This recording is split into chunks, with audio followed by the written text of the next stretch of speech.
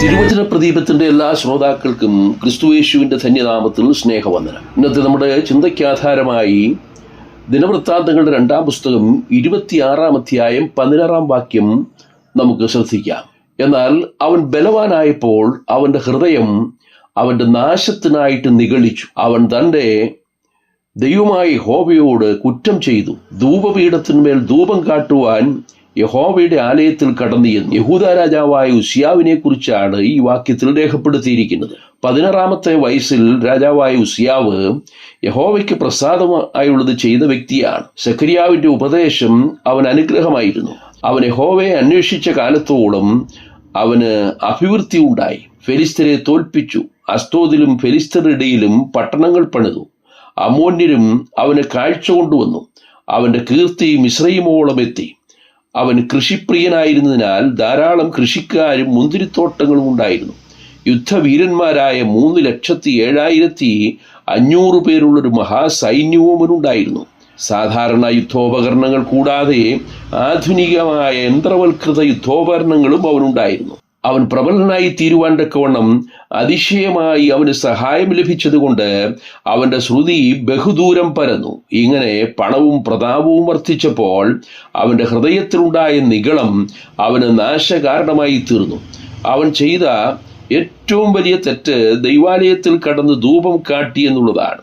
വിശുദ്ധീകരിക്കപ്പെട്ട അഹരോന്യ പുരോഹിതന്മാർ മാത്രം ചെയ്യേണ്ട ശുശ്രൂഷ ഉസിയാവ് രാജാധികാരം ഉപയോഗിച്ച് ചെയ്തു. പുരോഹിതന്മാർ അത് വിലക്കിയെങ്കിലും അവരോട് കോപിച്ചു. അത് കൂട്ടാക്കാതെ ധൂപം കാട്ടിയതിനാൽ ദൈവത്തിന്റെ കോപം തൽക്ഷണം അവന്റെ മേലുണ്ടായി. അവന്റെ നെറ്റിയിൽ കുഷ്ഠം പൊങ്ങി. അവൻ ജീവപര്യന്തം കുഷ്ഠരോഗിയായി കഴിയേണ്ടി വന്നു. അവൻ യഹോവയുടെ ആലയത്തിൽ നിന്ന് ഭ്രഷ്ടനായി. അവനെ ഒരു പ്രത്യേക ശാലയിൽ അടച്ചിട്ടു. കുഷ്ഠരോഗിക്ക് മറ്റുള്ളവരുമായി സഹവസിക്കുവാനോ ദൈവാലയത്തിൽ കടക്കുവാനോ അനുവാദമില്ല. അവൻ തല മൂടാതെയും അധരം മൂടിയും അശുദ്ധൻ അശുദ്ധൻ എന്ന് വിളിച്ചു പറയണം. അവൻ തനിച്ചു പാർക്കണം. അവന്റെ പാർപ്പ് പാളയത്തിന് പുറത്തായിരിക്കണം. എന്തൊരു ദുർഗതിയാണ് ഉസിയാവിനുണ്ടായത്! നാശത്തിന് മുമ്പേ ഗർവം, വീഴ്ചയ്ക്ക് മുമ്പേ ഉന്നതഭാവം എന്ന വചനമനുസരിച്ച് ഉസിയാവ് താഴ്ത്തപ്പെട്ടു. ദൈവത്തിന്റെ പ്രധാന ദൂതന്മാരിൽ ഒരുവനായിരുന്ന ലൂസിഫർ ന്യായം വിധിക്കപ്പെടുവാൻ കാരണമായതും അവന്റെ നിഗളമായിരുന്നു. എഹെസ്കേൽ 28-ാം അധ്യായത്തിൽ സോർ രാജാവിനെ കുറിച്ച് പറഞ്ഞിരിക്കുന്നത്, നിന്റെ അന്തർഭാഗം സാഹസം കൊണ്ട് നിറഞ്ഞു, നീ പാപം ചെയ്തു, അതുകൊണ്ട് ഞാൻ നിന്നെ അശുദ്ധനെന്നെണ്ണി ദേവപർവ്വതത്തിൽ നിന്ന് തള്ളിക്കളഞ്ഞു. മറയ്ക്കുന്ന കെരൂബേ, ഞാൻ നിന്നെ അഗ്നിമയ രഥങ്ങളുടെ മധ്യേ നിന്ന് മുടിച്ചു കളഞ്ഞു. നിന്റെ സൗന്ദര്യം നിമിത്തം നിന്റെ ഹൃദയം ഗർവിച്ചു. നിന്റെ പ്രഭ നിമിത്തം നിന്റെ ജ്ഞാനത്തെ വഷളാക്കി. ദൈവഭാവം നടിച്ച സോർ പ്രഭുവിനെ ദൈവം താഴ്ത്തിക്കളഞ്ഞു. ഇന്ന് മനുഷ്യർ നിഗളിക്കാൻ സാധ്യതയുള്ള മേഖലകളാണ് ധനവും ജ്ഞാനവും സൗന്ദര്യവും. ധനമാഹാത്മ്യത്തിലും പ്രതാപത്തിലും നിഗളിച്ച നെബൂഖദ്നേസർ താഴ്ത്തപ്പെട്ടു. അവൻ തന്റെ കുറ്റം സമ്മതിച്ച് യഥാസ്ഥാനപ്പെടുന്നതുവരെ ദൈവം അവനെ താഴ്ത്തി 7 വർഷം കാളയെപ്പോലെ പുല്ല് തിന്നു. ഹെരോദാവിന്റെ പ്രതാപത്തിൽ ദൈവതുല്യനായി വാഴ്ത്തപ്പെട്ടു. എന്നാൽ ദൈവം അവനെ അടിച്ചു. അവൻ കൃമിക്കിരയായി പ്രാണനെ വിട്ടു. ദൈവം നിഗളികളോട് എതിർത്ത് നിൽക്കുന്നു, താഴ്മയുള്ളവർക്കോ കൃപ നൽകുന്നു. അന്ത്യകാല ലക്ഷണമാണ് മനുഷ്യരിൽ നിഗളം വർദ്ധിക്കുമെന്നുള്ളത്. അന്ത്യകാലത്ത് ദുർഘട സമയങ്ങൾ വരുമെന്നറിയുക.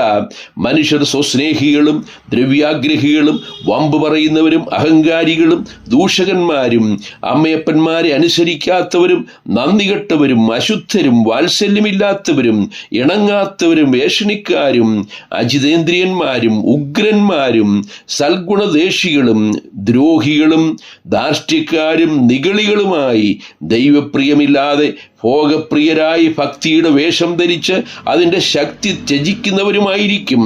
അങ്ങനെയുള്ളവരെ വിട്ടൊഴിയുക എന്ന് തിരുവചനം നമ്മെ പ്രബോധിപ്പിക്കുന്നു. ദൈവം നമുക്ക് നൽകിയിട്ടുള്ള ധനവും മാനവും ജ്ഞാനവും സൗന്ദര്യവുമെല്ലാം ദൈവമഹത്വത്തിന് ഉതകേണ്ടതാണ്. എന്നാൽ മനുഷ്യർ അതിൽ പ്രശംസിക്കുന്നത് കൊണ്ട് അതെല്ലാം അവരുടെ വീഴ്ചയ്ക്ക് ഹേതുവാകുന്നു. മീഖ പ്രവാചകൻ പറയുന്നത് ശ്രദ്ധിക്കുക. മനുഷ്യപുത്ര, നല്ലത് എന്തെന്ന് അവൻ നിനക്ക് കാണിച്ചു തന്നിരിക്കുന്നു. ന്യായം പ്രവർത്തിപ്പാനും ദയാതൽപരനായിരിക്കുവാനും നിന്റെ ദൈവത്തിന്റെ സന്നിധിയിൽ താഴ്മയോടെ നടപ്പാനുമല്ലാതെ എന്താകുന്നു യഹോവ നിന്നോട് ചോദിക്കുന്നത്? ഉന്നതനും ഉയർന്നിരിക്കുന്നവനും ശാശ്വതവാസിയും പരിശുദ്ധനും നാമമുള്ളവനുമായ യഹോവ ഇപ്രകാരം അരുളി ചെയ്യുന്നു: ഞാൻ ഉന്നതനും പരിശുദ്ധനുമായി വസിക്കുന്നു. താഴ്മയുള്ളവരുടെ മനസ്സിനും മനസ്താപമുള്ളവരുടെ ഹൃദയത്തിനും ചൈതന്യം വരുത്തുവാൻ മനസ്താപവും മനോവിനയവുമുള്ളവരോട് കൂടെ വസിക്കുന്നു. സൗമ്യതയും താഴ്മയുമുള്ള നമ്മുടെ കർത്താവിൻ്റെ മാതൃക പിന്തുടരുവാൻ, അനുഗ്രഹം പ്രാപിക്കുവാൻ ദൈവം നമുക്ക് കൃപ ചെയ്യട്ടെ. നമ്മെ തന്നെ ദൈവസന്നിധിയിൽ താഴ്ത്തുവാനും മനോവിനയത്തോടുകൂടെ താഴ്മയോടുകൂടെ നിഗളിക്കാതെ ദൈവത്തെ സേവിക്കുവാനും ദൈവം നമ്മെ സഹായിക്കട്ടെ. കർത്താവിൻ്റെ നാമം മഹത്വപ്പെടുമാറാകട്ടെ. സ്വർഗീയ പിതാവേ, ഞങ്ങൾ അങ്ങേക്ക് സ്തോത്രം ചെയ്യുന്നു. നിഗളികളോട് എതിർത്ത് നിൽക്കുന്ന ദൈവം, നിഗളികളെ താഴ്ത്തുന്ന ദൈവം, ഞങ്ങൾ ദൈവത്തിൻ്റെ സന്നിധിയിൽ താഴ്മയോടും വിനയത്തോടും കൂടി ജീവിപ്പാൻ കർത്താവ് അധികം കൃപ നൽകി സഹായിക്കണമേ. ഞങ്ങളുടെ കർത്താവിൻ്റെ സന്നിധിയിൽ താഴുവാനും വിനയമുള്ളവരായിരിക്കാനോട് നിങ്ങളെക്കുറിച്ച് ആഗ്രഹിക്കുന്നല്ലോ.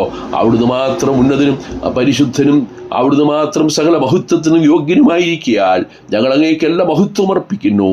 ക്രിസ്തുയേശുവിൻ്റെ ധന്യമായ നാമത്തിൽ തന്നെ. ആമേൻ.